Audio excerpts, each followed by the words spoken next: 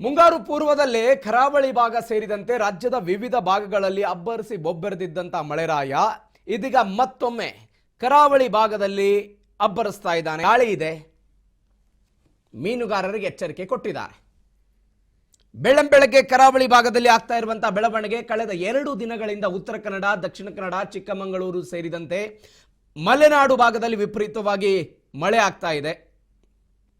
ಎಂದಿನಂತೆ ಉದ್ಯೋಗಕ್ಕೆ ತೆರಳೋರಿಗೆ, ಶಾಲಾ ಕಾಲೇಜ್ ಹೋಗೋರಿಗೆ ಇವರೆಲ್ಲರೂ ಕೂಡ ಸಮಸ್ಯೆ ಆಗಿರೋದು. ಸಮುದ್ರದಲ್ಲಿ ಯಾವುದೇ ಕಾರಣಕ್ಕೂ ಮೀನುಗಾರಿಕೆ ಮಾಡೋದಕ್ಕೆ ಇಳಿಬಾರದು ಅಂತ ಹವಾಮಾನ ಇಲಾಖೆ ಮೀನುಗಾರರಿಗೆ ಎಚ್ಚರಿಕೆಯನ್ನು ಕೊಟ್ಟಿದೆ. ಇವತ್ತು ಬೆಳ್ಳಂಬೆಳಗ್ಗೆ ಆಗಿರುವಂತಹ ಬೆಳವಣಿಗೆ, ಗಾಳಿ, ಮಳೆಯ ಆರ್ಭಟ ಜೋರಾಗಿದೆ. 2 ದಿನಗಳ ಹಿಂದೆ ಕರಾವಳಿ ಭಾಗದಲ್ಲಿ ಗುಡ್ಡ ಕುಸಿತದ ಪ್ರಕರಣಗಳು ವರದಿಯಾಗ್ತಾ ಇತ್ತು. ಅನೇಕ ಮನೆಗಳಿಗೆ ಹಾನಿಯಾಗಿದೆ ಎನ್ನುವಂತ ವರದಿಗಳು ಬಂದಿತ್ತು. ಇಡೀ ರಸ್ತೆ ಬ್ಲಾಕ್ ಆಗಿರುವಂತಹ ವರದಿಗಳು ಕರಾವಳಿ ಭಾಗದಿಂದ ಬಂದಿದ್ವು.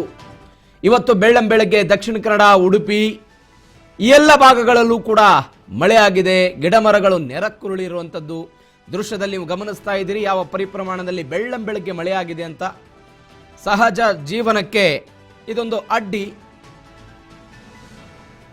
ಏಕಾಏಕಿಯಾಗಿ ವಿಪರೀತವಾಗಿ ಗಾಳಿ ಬೀಸ್ತು.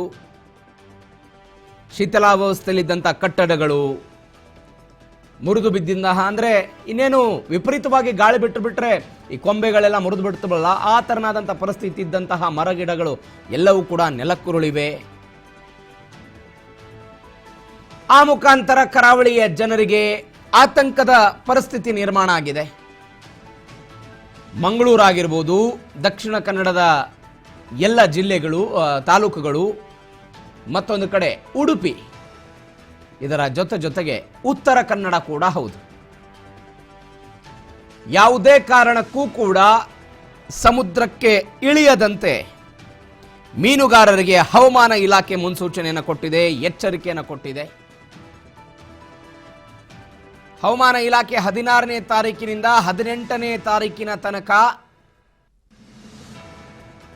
ದಕ್ಷಿಣ ಕನ್ನಡ, ಉತ್ತರ ಕನ್ನಡ ಮತ್ತು ಮಲೆನಾಡಿನ ಜಿಲ್ಲೆಗಳಿಗೆ ರೆಡ್ ಅಲರ್ಟ್ ಅನ್ನು ಘೋಷಣೆ ಮಾಡಿತ್ತು. ಇದೀಗ ಚಿಕ್ಕಮಗಳೂರು, ಕೊಡಗು ಸೇರಿದಂತೆ ಕೆಲ ಜಿಲ್ಲೆಗಳಿಗೆ ಯೆಲ್ಲೋ ಅಲರ್ಟ್ ಇದೆ. ಕಳೆದ 2-3 ದಿನಗಳಿಂದಲೂ ಕೂಡ ಬೆಂಗಳೂರಿನ ವಾತಾವರಣವನ್ನು ಗಮನಿಸ್ತಾ ಇದ್ದೀವಿ.